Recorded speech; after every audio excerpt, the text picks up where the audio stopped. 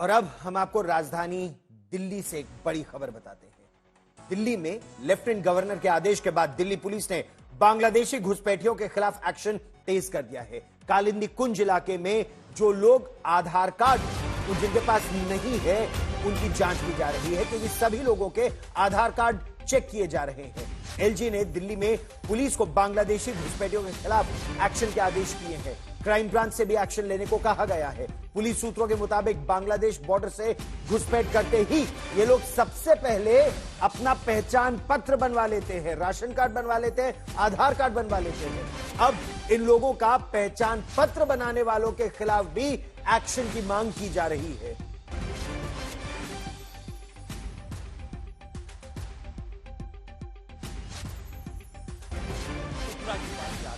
Delhi police action में है। बांग्लादेशियों की पहचान की जा रही है, उनकी तलाश की जा रही है। इस वक्त हम लोग मौजूद हैं साउथ ईस्ट डिस्ट्रिक्ट में और आप यहां पर देखिए पुलिस की टीम आपको नजर आएगी जो उन इलाकों में जाकर के लोगों को वेरीफाई कर रही है जिन इलाकों में अंदेशा है, आशंका है कि यहां पर बांग्लादेशी छिपे हो सकते हैं या फिर नाम बदलकर, पहचान बदलकर वो रह सकते हैं।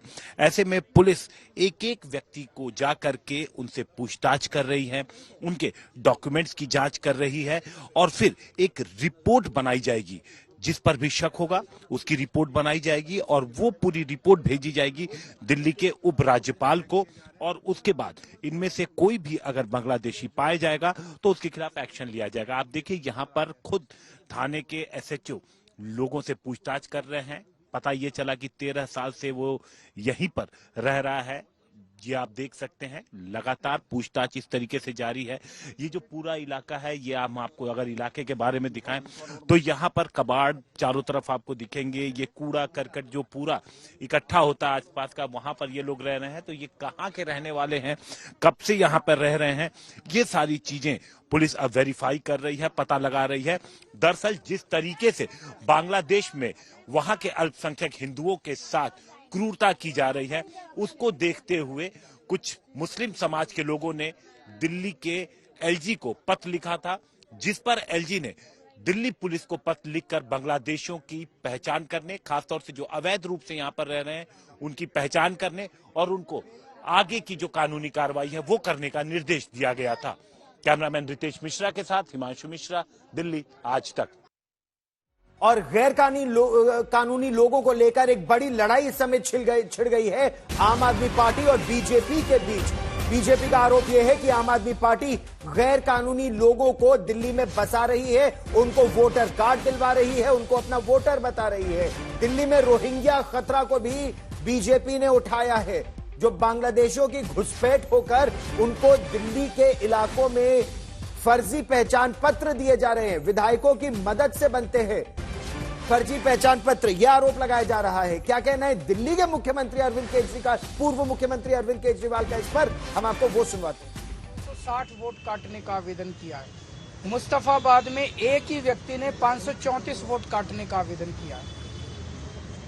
हमारी मांग थी कि ये मास डिलीशन बंद किया जाए।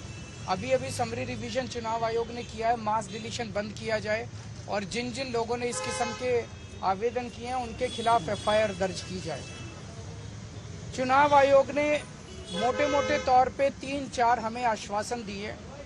एक तो ये कि कोई मास डिलीशन अब चुनाव के पहले नहीं किया जाएगा।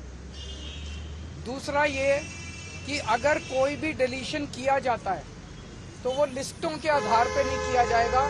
किसी को भी अगर डिलीशन कराना है तो उसे फॉर्म 7 भरना पड़ेगा, उसी के आधार पर डिलीशन होगा। और अगर चुनाव आयोग तय करता है कि कोई डिलीशन होना है तो उस पर पहले फील्ड इंक्वायरी होगी और फील्ड इंक्वायरी में बीएलओ जो है वो अपने साथ बाकी पार्टियों के पदाधिकारियों को, रिप्रेजेंटेटिव्स को भी साथ लेके जाएंगे। तो सभी पार्टियों के रिप्रेजेंटेटिव्स के साथ फील्ड इंक्वायरी होगी और उस फील्ड इंक्वायरी के बाद ही किसी का नाम काटा जाएगा। ये बहुत बड़ा आज एश्योरेंस है चुनाव आयोग का। अगर ऐसा होता है तो हमें लगता है कि गलत डिलीशन सारे बंद हो जाएंगे।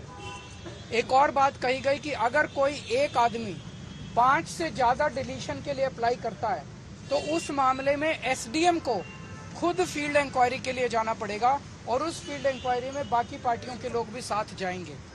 हमने जब इंसिस्ट किया तो चुनाव आयोग ने भरोसा दिलाया है कि जिन लोगों ने फर्जी डिलीशन के लिए अप्लाई किया है उनके ऊपर एफआईआर करने के ऊपर चुनाव आयोग विचार करेगा।